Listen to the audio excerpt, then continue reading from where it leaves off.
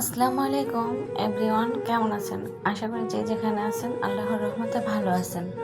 আলহামদুলিল্লাহ, আপনাদের দোয়াও ভালোবাসায় আমিও অনেক অনেক ভালো আছি। তো চলে আসলাম খুশির জীবনে সেই দিন, সে মোটর মেকানিক্সের সাথে বয়স্ক স্বামীর বাড়ি থেকে তালা ভেঙে বের হয়ে যাওয়ার পরে কি ঘটেছিল। তারা তো ওই দিন পালিয়ে একদম দুবাই শহরের বাহিরে অজপাড়ায় গিয়ে আশ্রয় নিয়েছিল। তারপর কি হয়েছিল সেই ঘটনাগুলো আপনাদের সাথে শেয়ার করতে চলে আসছি। আমি খুশি। সেদিন মোটর মেকানিক্সের সাথে যখন বের হয়ে আসে বয়স্ক স্বামীর বাড়ির তালা ভেঙে, একদম মধ্যরাত হয়ে গেছে, যেহেতু পরের দিন আমি সেই ইন্ডিয়ান বাঙালি ছেলেটার সাথে চলে আসছি। আর কোনো উপায় নাই, সে তার বাড়িতে যাবে, যেহেতু তার বাড়িতে আমাকে নিয়ে যাবে, তো আমাকেও তার সাথেই যেতে হবে। জানি না বাকিটা উপরওয়ালা কী লিখে রেখেছেন কপালে। এই ভাবতে ভাবতে কখন যেন সময় চলে গেল 4টা বাজে, যেহেতু ফ্লাইট আমাদের দুবাই এয়ারপোর্ট চলে আসলাম। আর ভিতরে খুব ভয় কাজ করতেছিল যে না জানি বয়স্ক স্বামীটা খুঁজতে খুঁজতে দুবাই শহরে এয়ারপোর্টেও চলে আসছে কিনা, কারণ পালিয়ে আর কোথায় যাব। এই দেশ ছাড়তে হলে অবশ্যই এয়ারপোর্টে আসতে হবে আমাকে। এগুলা ভয় শুধু ভিতরে কাজ করতেছে। সেই ইন্ডিয়ান বাঙালি ছেলেটার সাথে কোথায় যাব, আদৌ কী হবে আমার জীবনে, এইগুলো কখনো আমি মাথায় আনিনি। শুধু আমার ভিতরে ভয় আর চিন্তার ভাবনা যে আমার সেই বয়স্ক স্বামীটা এই বুঝি আমাকে ধরে নিয়ে গেল, এসে পড়লো, আমাকে নিয়ে বুঝি সেই খারাপ জায়গায় বিক্রি করে দিল ওই লোকগুলোর কাছে। এই চিন্তাই শুধু আমার মাথায় ঘুরপাক খাচ্ছিল। এর মধ্যেই কখন জানি সব আমাদের প্রসেসিং শেষ হয়ে গেল। তার মধ্যে ওই বাঙালি ছেলেটা বলতেছে চলেন, আমাদের আর কিছুক্ষণ পরেই ফ্লাইট, বিমানে উঠতে হবে, আসেন।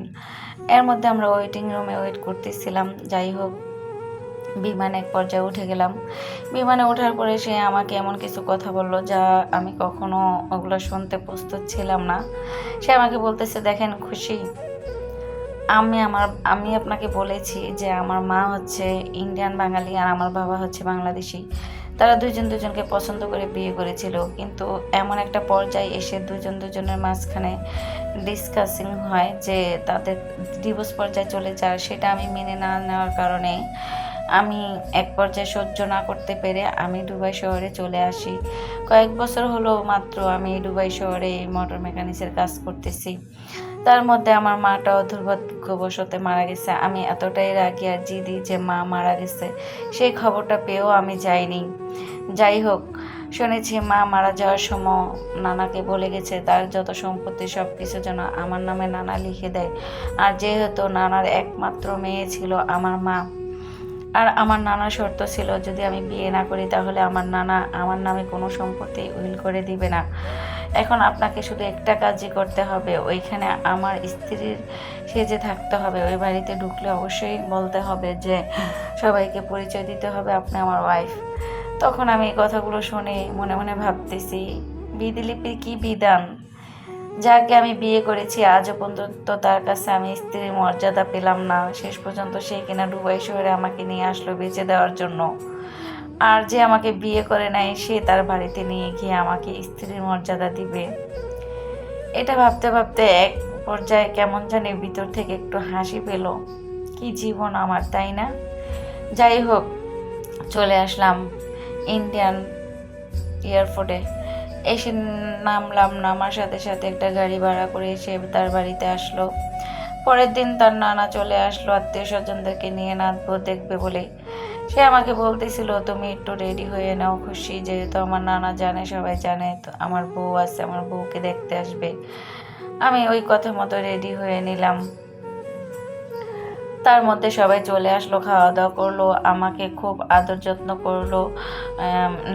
অনেক আত্মীয় স্বজনে আসছিল, ওই নানার চাচাতো ভাইয়ের বউটো, মেয়ে, নাতি, চাচাতো ভাই, নানার সবাই আমাকে সালামি দিল, কেউ স্বর্ণ দিল।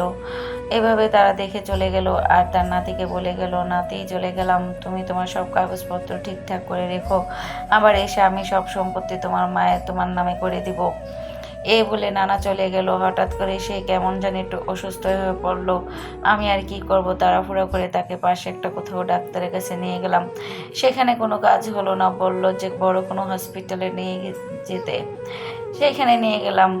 অনেক পরীক্ষা নিরীক্ষার পরে ধরা পড়লো যে তার মারাত্মক একটা রোগ হয়েছে, সে আর বেশি দিন বাঁচবে না, হয়তো বা 1.5 থেকে 2 মাস। এই কথা শুনে আমি তো ভাবলাম যে আল্লাহ পাক রব্বুল আলামিন আমাকে একটা স্থান দিল, সেইটাও কি কেড়ে নেবে?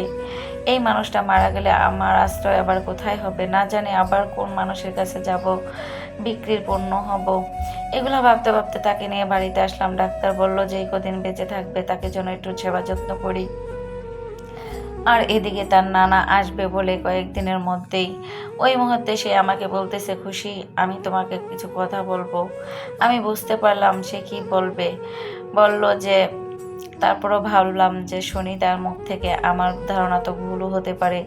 সে তখন আমাকে বলতেছে, খুশি, যেহেতু নানা আর 2 থেকে 3 দিন পরে আসবে, আর আমিও বেশি দিন বাঁচবো না, তুমি তো আমার সত্যিকারের বউ না, শুধু বউয়ের পরিচয় দিয়েছি এই বাড়িতে তোমাকে এনেছি বলে। এখন শুধু তুমি আমাকে কাগজে কলমে বউ হয়ে যাও, তাহলে নানা যে সম্পত্তি করে দিব সব আমি তোমার নামে